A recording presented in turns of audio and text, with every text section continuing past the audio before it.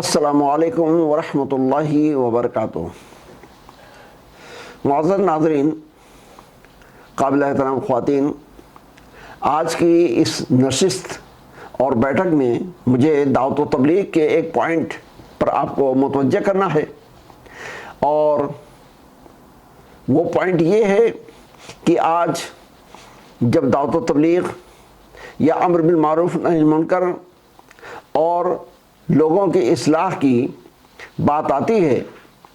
تو شیطان کی جانب سے جو رکاوٹیں ہمارے سامنے آتی ہیں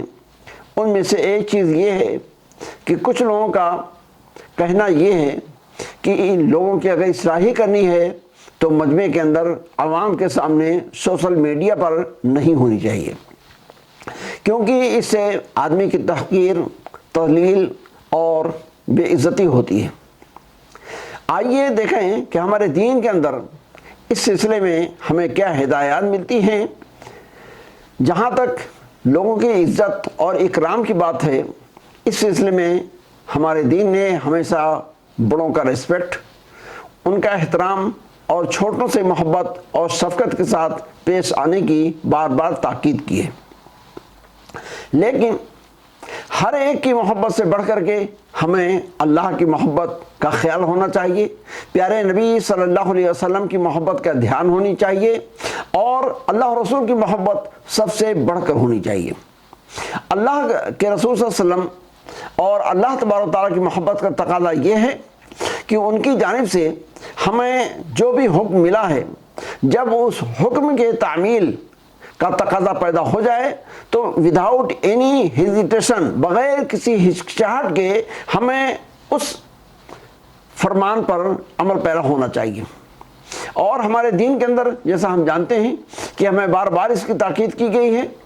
کہ جہاں کہیں نیکی اور نیک کام کا موقع ہو، خود کرو، دوسروں کو اس کی دعوت دو۔ اسی طریقے سے بدی برائی سے خود بچو اور لوگوں کو بھی اللہ کی نافرمانی، رسول اللہ صلی اللہ علیہ وسلم کے نافرمانی سے روکنے کی کوشش کرتے رہو، گناہ اور غلطی سے آگاہ کرتے رہو۔ حضرات گرامی، آئیے دیکھیں کہ آج جو لوگوں کی ایک یہ سوچ یا تھنکنگ ہے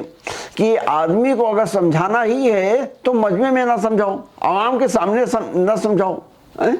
خاص طور پر اگر اس سے کچھ غلطی ہو رہی ہے، کوئی مسٹیک ہو رہا ہے تو اس پر نہ ٹوکو کہ اس کی بے عزتی ہوگی۔ اس سلسلے میں ہمارے سلف صالحین، بزرگان دین کا کیا رویہ رہا ہے، چونکہ واقعات کا دلوں پر خاص اثر ہوتا ہے، اس لیے میں ایک واقعہ اس سلسلے میں آپ کے سامنے پیش کرنا چاہتا ہوں، اور وہ واقعہ خیر القرون کا ہے۔ واقعہ اس طریقے سے ہے کہ مروان بن حکم، خلافت بن امیہ کا دورہ ہے، اور مروان بن حکم یہ مدینہ کے گورنر تھے۔ ایک مرتبہ عید کے موقع پر یہ نماز عید کے لیے آگے بڑھتے ہیں، اور عید کے اندر ہم سب جانتے ہیں پہلے نماز ہوتی ہے، پھر خطبہ ہوتا ہے۔ تو مروان نے حالات کے تحت چاہا کہ ہم پہلے خطبہ دے دیں، پھر اس کے بعد نماز پڑھائیں، اور جیسے انہوں نے اس کی طرف اقدام کرنا چاہا، ایک صحابی ابو سعید خدری رضی اللہ تعالیٰ عنہ آگے بڑھتے ہیں اور ان کا کپڑا پکڑ کر کے ان کو روکتے ہیں کہ اللہ کے نبی صلی اللہ علیہ وسلم کا طریقہ رہا ہے کہ پہلے نماز عید کا اہتمام کیا جائے، نماز پڑھی جائے، پھر اس کے بعد خطبہ دیا جائے، اور یہ آپ اس کے اپوزٹ، اس کے الٹا کر رہے ہیں۔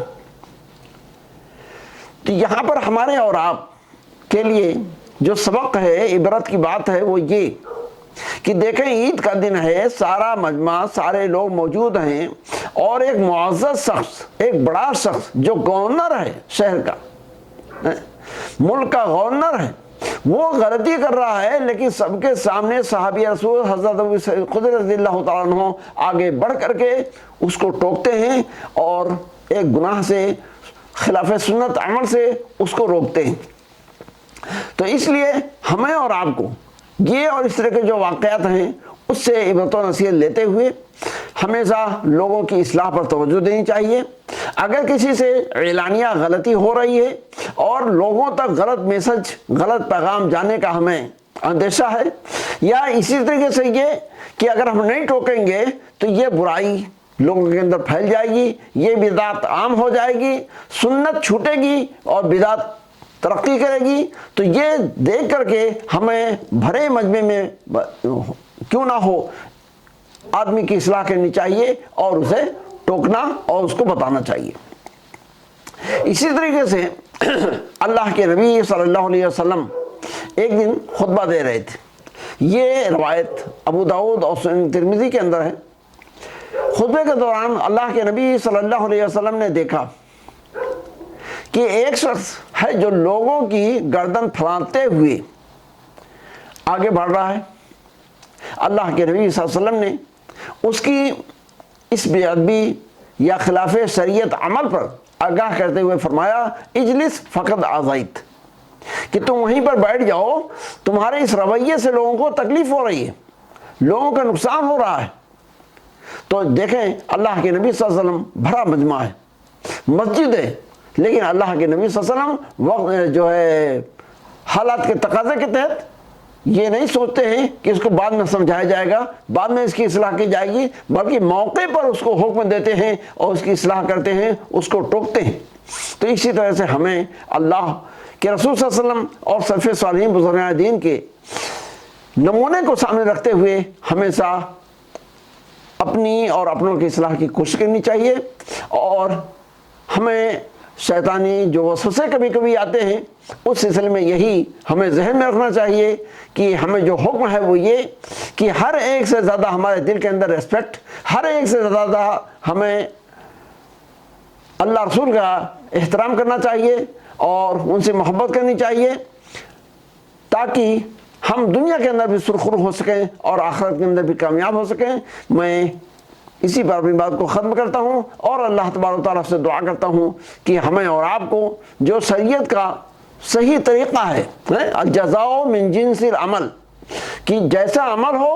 ویسا ہی اس کے ساتھ برتاؤ ہونا چاہیے۔ اگر کوئی خفیہ اور پوشیدہ طریقے پر غلطیاں گناہ کر رہا ہے، اس کا کوئی عیب ہے تو لوگوں کے اندر عام کرنے کی ضرورت نہیں ہے، لیکن اگر وہ کھلے طور پر عوام الناس کے اندر غلطی اور گناہ کر رہا ہے تو اس بدی برائی پر اس کو ٹوکنا اور لوگوں کو اس بات سے آگاہ کرنے کی نیت سے کہ یہ ایک غلط چیز ہے، شریعت کے خلاف ہے، بھرے مجمع میں بھی اس کو ٹوکا جا سکتا ہے۔ اللہ تبارک و تعالیٰ سے دعا ہے کہ پروردگار عالم ہمیں امر بالمعروف اور نہی عن المنکر کا جو فریضہ ہے اس کو کما حق کتاب و سنت کی روشنی میں انجام دینے کی توفیق عطا فرمائے، ہماری نیکیوں کو قبول فرمائے، گناہوں کو معاف فرمائے۔ والسلام علیکم ورحمۃ اللہ وبرکاتہ۔